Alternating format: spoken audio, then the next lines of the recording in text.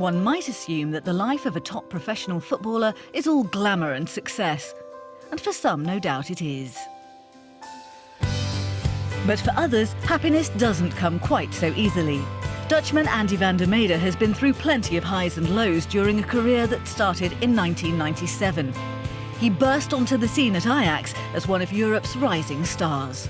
It was amazing, actually. We had a good team together, also outside the pitch, you know. Also in the changing rooms, there was always we make some laughs, and that was the power of the team. That was for me the most important, and yeah, also the most happiest time of my career, and where I could be myself.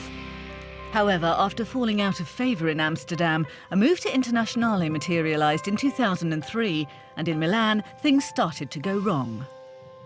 That was actually the end of my career when I went to Inter.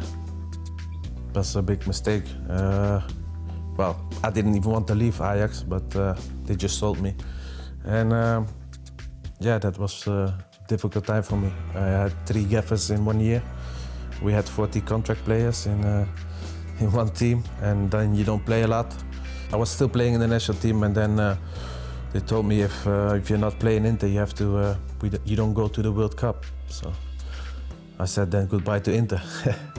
And hello to Everton in 2005. But by this time, injuries had already begun to take a hold of the winger's career. They buy me when I was injured, and after I was getting fit, I played 6 games. I think I had 3 assists in 6 games, and I played very well, and the team was playing very well. And then I had to play, we played away against Manchester United, and then the day before on training I ripped my muscle here, and for 6 centimeters, and then I was out for 5 months, 6 months. And at that time it actually started all the trouble. David Moyes was the Everton manager at that time.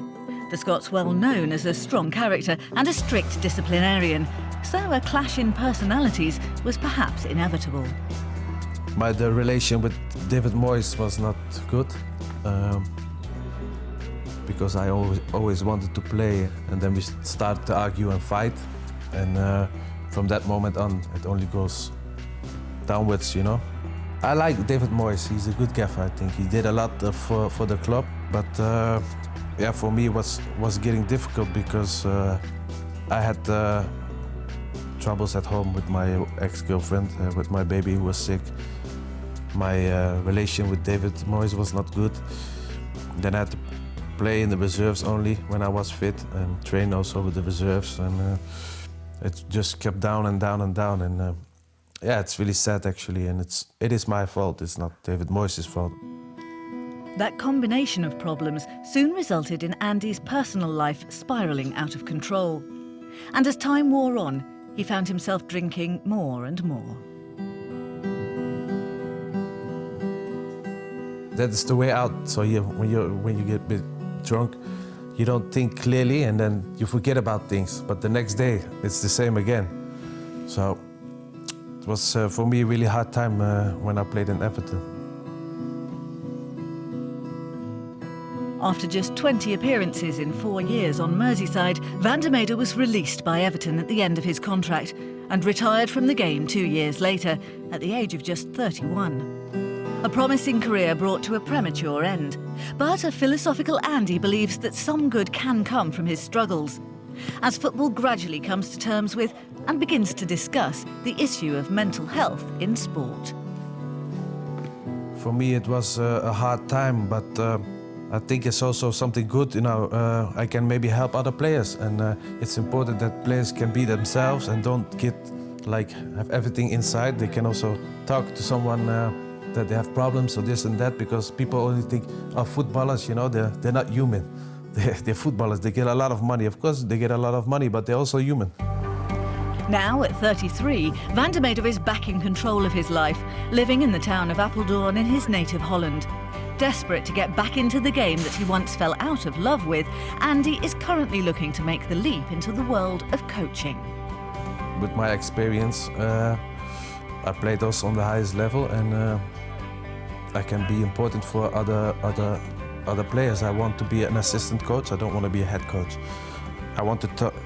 I want to be like I can talk with the players. They can trust me, and I can talk to the gaffer. So I would be like a bridge, you know.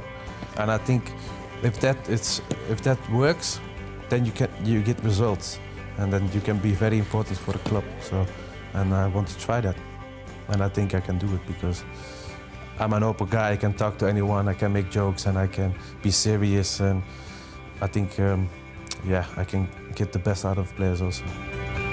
The future once again looks bright for this one-time Dutch maestro. And whilst there are many regrets, a happier Andy van der Meyde can now look ahead with hope.